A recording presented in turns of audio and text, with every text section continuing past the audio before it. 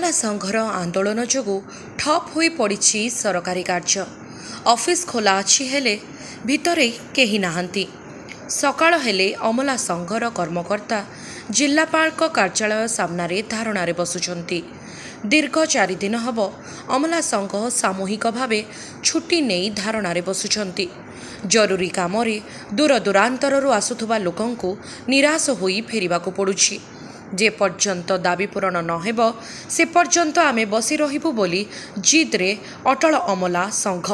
आम दाबी जे पर्यंत पूरण न होईची आमे जो दाबी पई आमे बसिचु 42 ग्रेड पे सेटा आम संघ जो समस्त एकत्रित होईचंदी सेति पई आमे एकत्रित होईकी बसिचु।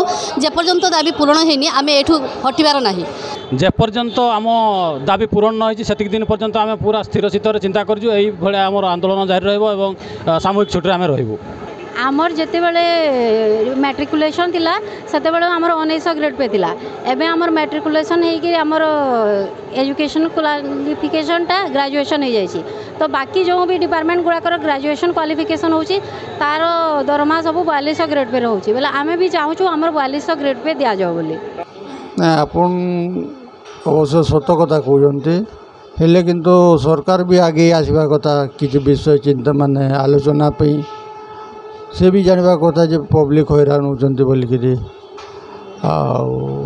लेवल 4 टा लेवल 9 हवा कथा कारण योग्यता बढ़ी आते मैट्रिक पास थे किराणी चाकरीटे हो जाता जोटा नहीं कि किराणी से आम गर्व कही पारबू जे लेवल 9 रे अच्छु आम सरकार भी धन्यवाद देवी से मैंने हमको जूनियर क्लार्कटा कनिष्ठ सहायक पदरे अभिभूत कर सरकार को भी धन्यवाद। किंतु यही जो दाबीटा हूँ 4200 सेटा माने कले आउरी टिके भल हुंता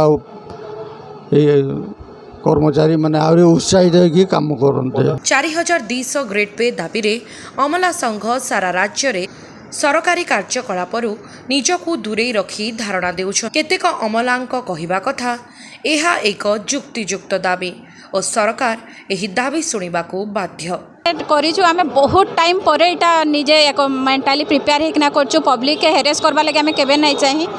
जेते बेले आमर शिक्षागत योग्यता मैट्रिक थिला सेते बेले 1900 ग्रेड पे थिला।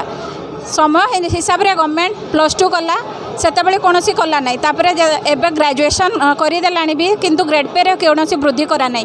सेही जगह रे गोटे पियन रो ग्रेड पे जेते बेले 1400 थिला 1400 रु 1600 1600 रु 1800 कला किंतु क्लारिकारी आज पर्यंत कौन है ना माने स्टार्टिंग रो जोटा अच्छी आज पर्यंत भी सेटा अच्छी किंतु शिक्षागत योग्यता से बढ़े बढ़े चली कहीं सरकार आमको जमी शुणे कहीं आमर अमला संघ बहुत स्ट्रंग कहीं आम तो 1.5 वर्ष है आम कम कर चली आमर ये सब कहीं आमर जो हक समस्त चाहते हक लड़ते आम हक लड़ुचु। देखु आम तो आम मुख्य दाबी हूँ गोटे दाबी ग्रेड पे बढ़ाई आम सरकार पाखे दाबी करूँ। मोर जहाँ आशा विश्वास ऊपर लेवल रे कथबार्ता चली बेसी दिन समय लगे मत जहाँ मोर विश्वास धारणा अच्छी सरकार ऊपर विश्वास अच्छी जिते जल्दी सरकार पूरण करदे आम दाबी आम ओहरी जीवु। जेहेतु यह एक राज्य स्तरीय निष्पत्ति सरकार यह उपरे आवश्यक पदक्षेप ग्रहण करिवे बोली संबलपुर जिल्लापाल अनन्य दास कहवा सह अति जरूरी काम गुड़िक करबा पई व्यवस्था करा जायछि बोली कहिसंती। सेटा मैं मैनेज करूछु जो अवेलेबल स्टाफ अछंती तांको देकी ही मैनेज करूछु। एटा स्टेट लेवल रो डिसीजन अछि जमती स्टेट लेवल रो डिसीजन हो से हिसाब रे काम करा छै।